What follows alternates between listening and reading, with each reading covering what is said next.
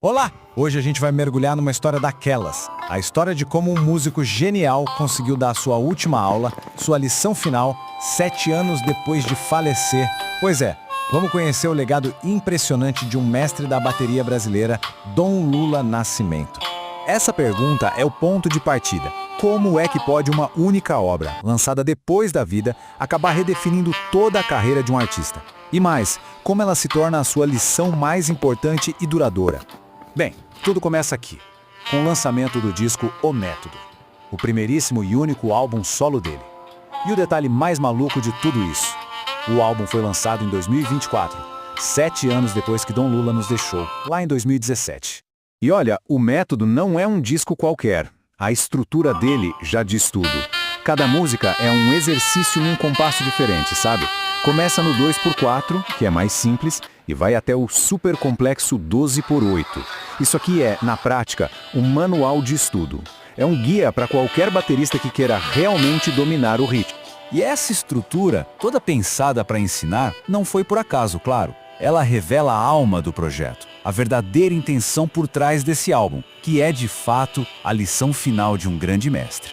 A chave para entender o método está aqui. Ele nasceu dentro da sala de aula. Era a forma como Dom Lula passava seu conhecimento para os alunos e que agora está eternizado num disco. O objetivo nunca foi estourar nas paradas, mas sim deixar um legado de conhecimento, um gesto de pura generosidade. E essa jornada foi longa, viu? A ideia surgiu lá em 2008, mas o feito mesmo aconteceu em 2015. Dom Lula, um mestre em ação, gravou todas as 11 faixas de bateria numa sentada só, numa única sessão. Mal sabia ele que o álbum só ficaria pronto e seria lançado em 2024, se tornando seu verdadeiro testamento musical. Mas para a gente entender de verdade o tamanho da importância de O Método, a gente precisa voltar um pouco no tempo e conhecer o homem por trás da bateria. Só os apelidos dele já contam uma história e tanto.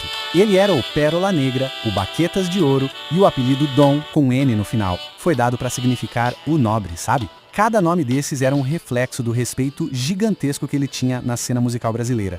Essa era a pergunta que ele sempre fazia depois de qualquer show. Para Dom Lula, a técnica era importante, claro, mas a pergunta final era sempre sobre o swing.